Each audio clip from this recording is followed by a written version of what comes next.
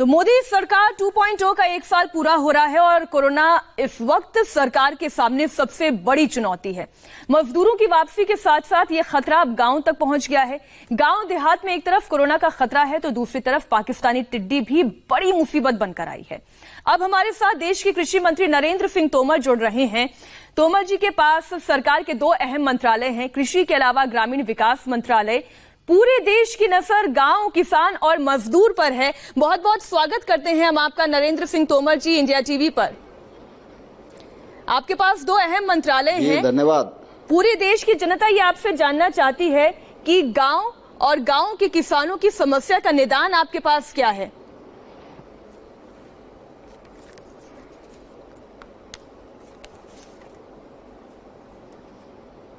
आज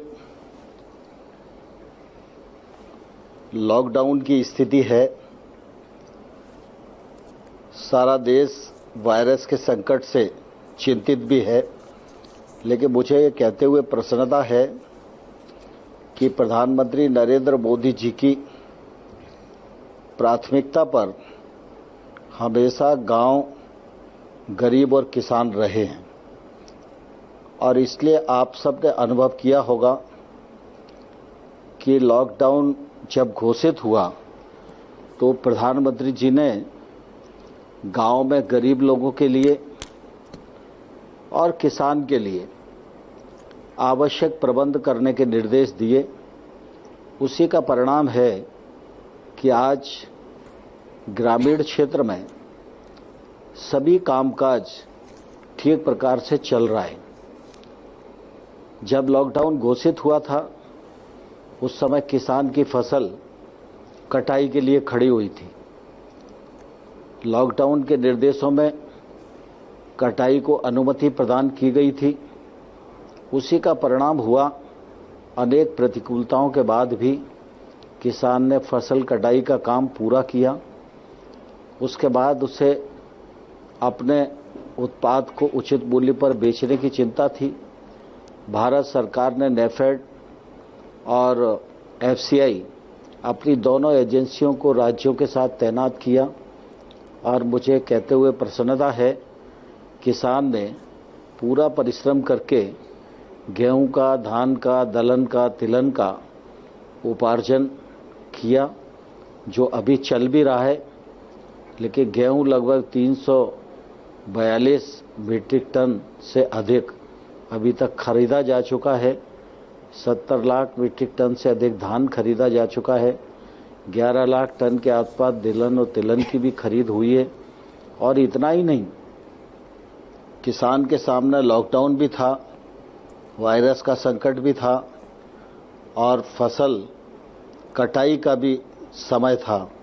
लेकिन इसी बीच में ग्रीष्म ऋतु की बुआई भी होना थी और इस दौरान किसान ने ग्रीष्म ऋतु की बुआई पूरी की और सिर्फ पूरी नहीं की, पिछले वर्ष की तुलना में अगर देखें तो 42% से अधिक बुआई का काम पूरा किया।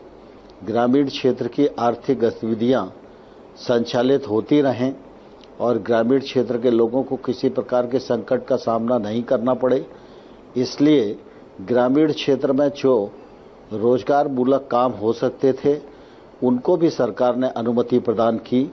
आज मनरेगा के अंतर्गत भी काम चल रहा है। प्रधानमंत्री सड़क योजना के अंतर्गत सड़कें बनाई जा रही हैं और प्रधानमंत्री आवास योजना का भी काम चल रहा है। स्व सहायता समूह भी अपने काम को ठीक प्रकार से कर पा रहे हैं। मैं यह कह सकता हूं कि इतनी प्रतिकूलता के बाद भी ग्रामीण भारत पूरी तरह संचालित होता रहा है और आज भी हो रहा है। यही हिंदुस्तान की बहुत बड़ी ताकत है।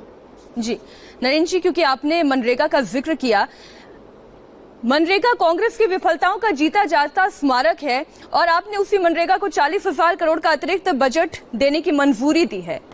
राहुल गांधी ने सवाल पूछा तंज कसते हुए।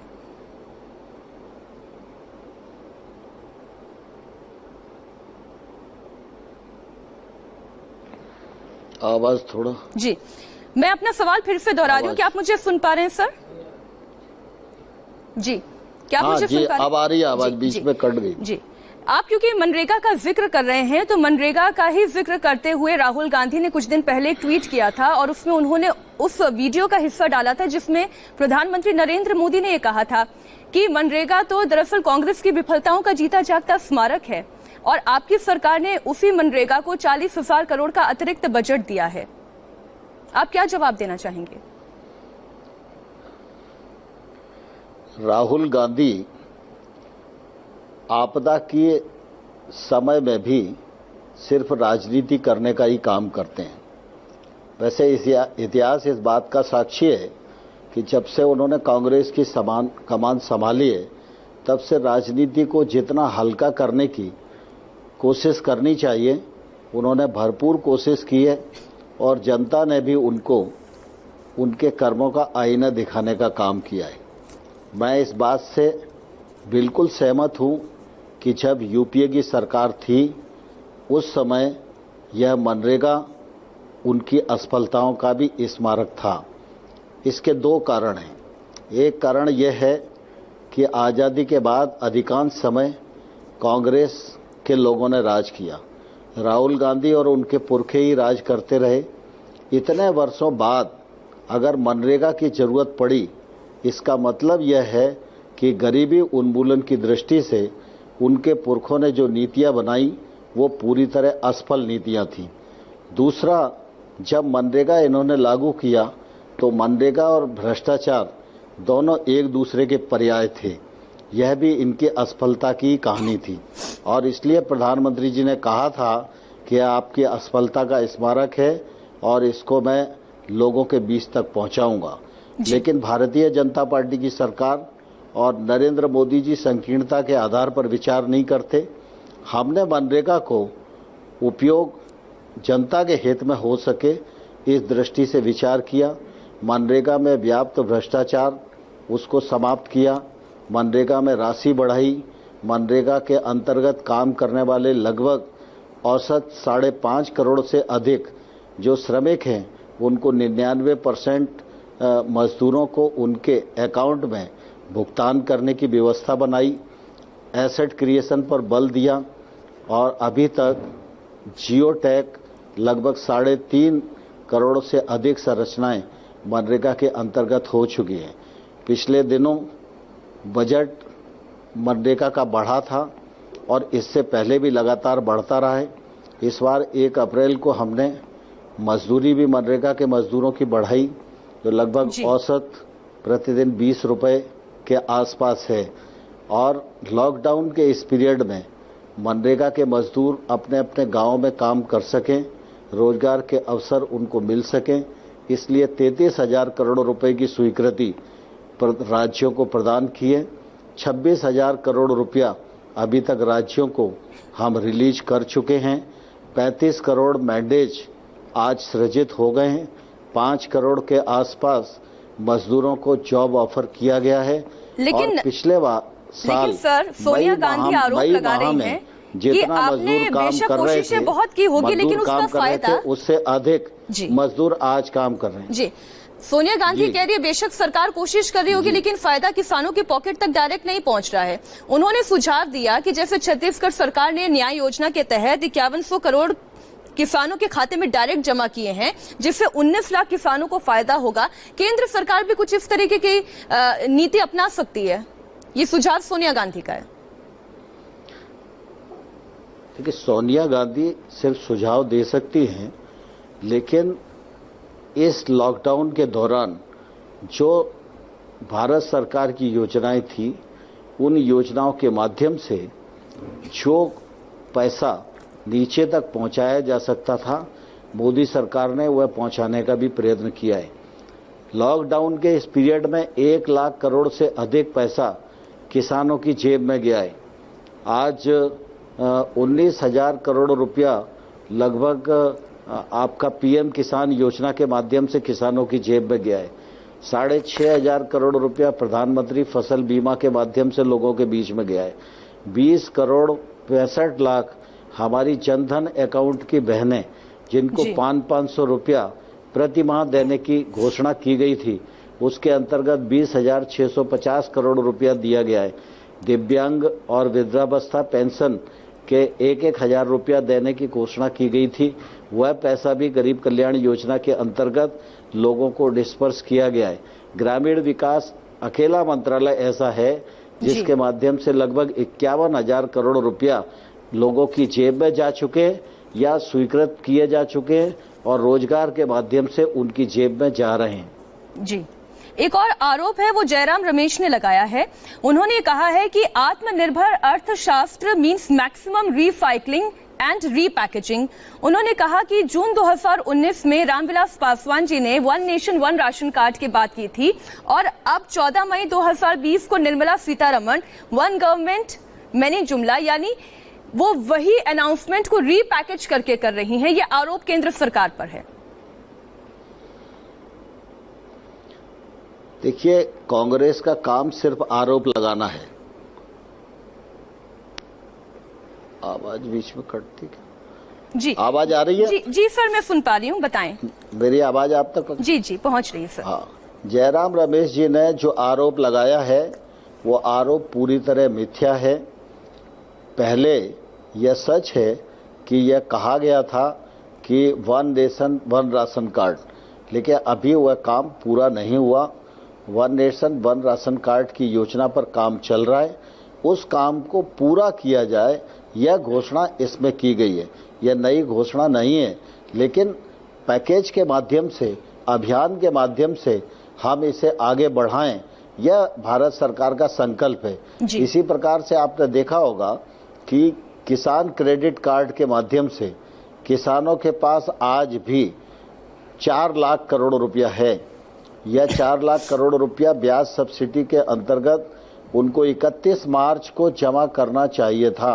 इस तिथि को हमने बढ़ाया जिससे कि किसान को ब्याज की सब्सिडी मिल सके।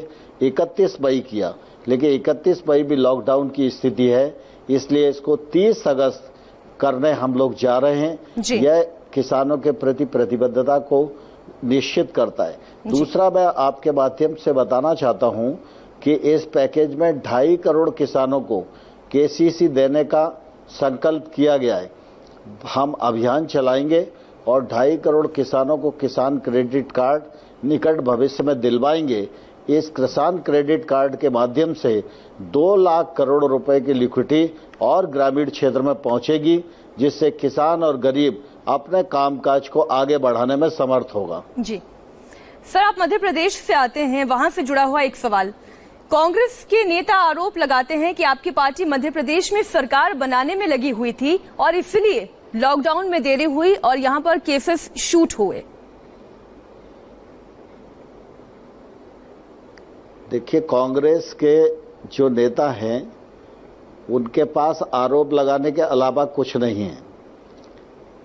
कांग्रेस की सरकार मध्य प्रदेश में थी, वह पहले ही दुर्घटनावश बनी थी। वोट तो भारतीय जनता पार्टी को ज्यादा मिले थे।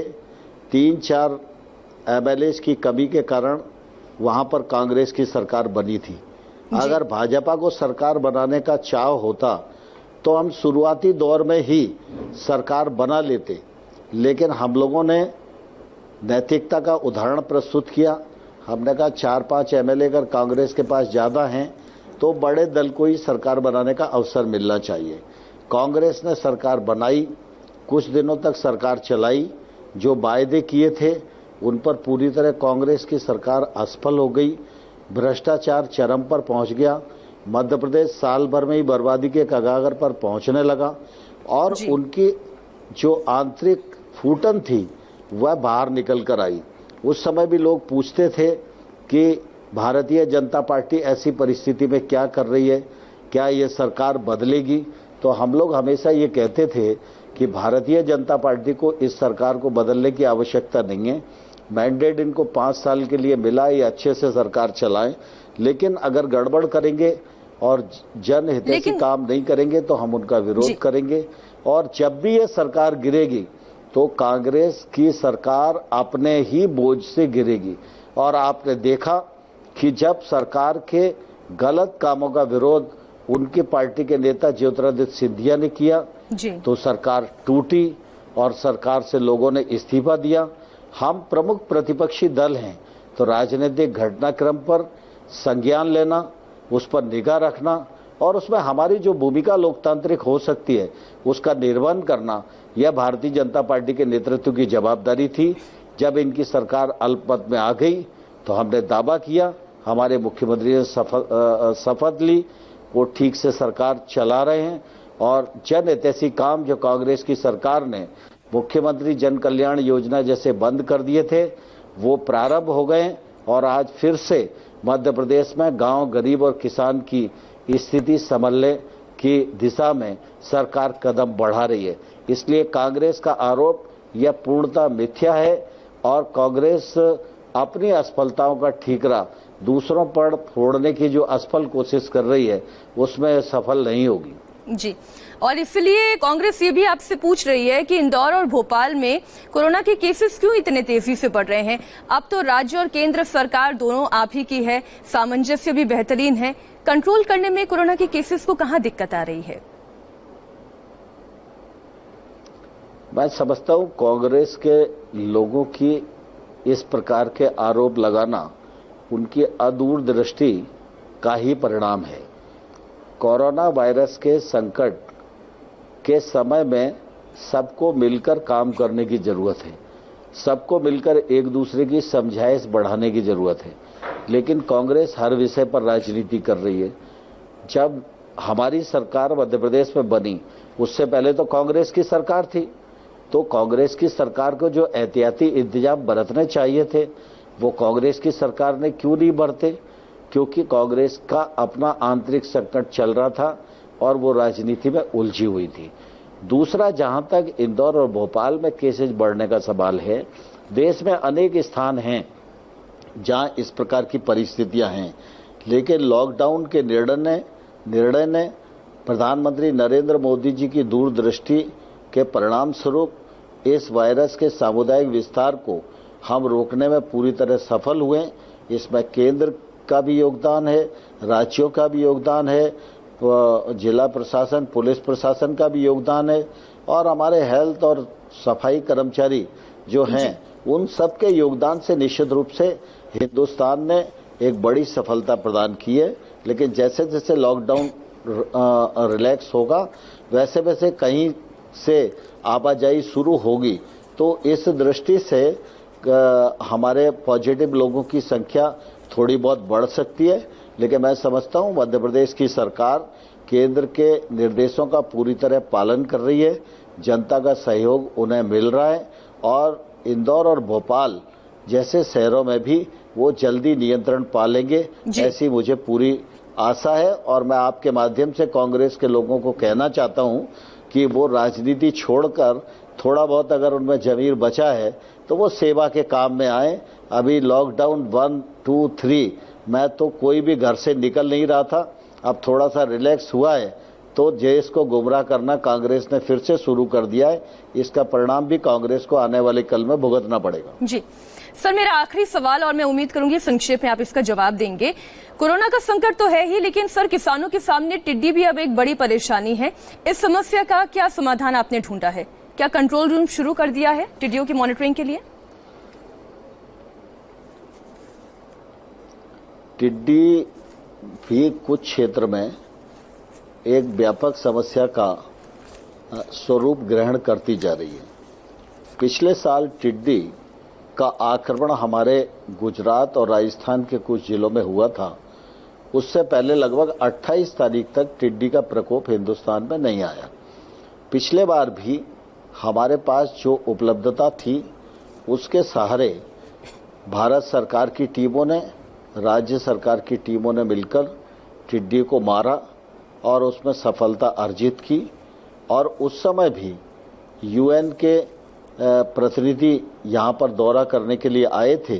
उन्होंने भारत सरकार के इस काम में लगे हुए कर्मचारियों की सूझबूझ, रणनीति और उनके परिश्रम को निश्चित रूप से बहुत सराहना दी थी। इस बार पहले से ही संकेत था कि इस बार टिड्डी का हमला पहले से 2.5 गुना ज्यादा होगा, तो हम लोग लगातार उसकी तैयारी कर रहे थे और हम लोगों ने राज्यों के साथ मिलकर हाई लेवल मीटिंग भी की। राज्यों को भी इसके प्रति अवेयर किया कि राज्यों के पास जो संसाधन होने चाहिए वो संसाधन पर्याप्त मात्रा में हों। राज्यों को जो मशीन खरीदना है उसके लिए भी उनको साधन मुहैया कराया गया। वो ट्रैक्टर इत्यादि की व्यवस्था अपने यहाँ कर सकें, उसके लिए एनडीआरएफ से गृह मंत्रालय ने राज्यों को अनुमति प्रदान की। हमने जितनी मशीनें भारत सरकार के पास हैं और वाहन है उनको काम पर लगाया हुआ है। नई और गाड़ियां हम इस पूरे बेड़े में जोड़ना चाहते हैं। 200 से अधिक कर्मचारी भारत सरकार के उनको ट्रैक भी कर रहे हैं, उनको मारने का भी काम कर रहे हैं। राज्य भी अपनी अपनी भूमिका का निर्वाह कर रहे हैं। हम कुछ और मशीनों को अपनी इस अभियान में बढ़ाना चाहते थे, तो ब्रिटेन में हम लोगों ने 50 मशीनों का ऑर्डर किया था। लॉकडाउन के कारण निश्चित रूप से उनको आने में देर हुई है, लेकिन जून और जुलाई के माह में वो पूरी मशीनें हमको मिल जाएंगी। वो मिलेगी तो निश्चित रूप से और हमारी ताकत बढ़ेगी। बिल्कुल, और हम उम्मीद करते हैं कि किसान आत्मनिर्भर बने और भारत की ताकत यूं ही बढ़ती रहे। हवाई सर्वे, हवाई स्प्रे के द्वारा भी और हेलीकॉप्टर के द्वारा भी हम इस टिड्डी के आक्रमण को नियंत्रित कर सकें, इस दिशा में भी हम लोगों ने योजना बनाई है। कल ही मैंने इसकी समीक्षा की है और मुझे खुशी है कि सभी राज्य इस मामले में मिलकर सामूहिक रूप से पूरी ताकत के साथ काम कर रहे हैं। जी, बहुत बहुत धन्यवाद आपका हमारे साथ जुड़ने के लिए, पूरी चर्चा में शामिल होने के लिए। और हम उम्मीद करते हैं कि किसान आत्मनिर्भर बनेगा और बहुत जल्द देश इस कोरोना के संकट से बाहर निकलेगा। बहुत बहुत धन्यवाद नरेंद्र सिंह तोमर जी हमारे साथ जुड़ने के लिए, इस चर्चा में शामिल होने के लिए। बहुत धन्यवाद। जी, आप सुन रहे थे केंद्रीय कृषि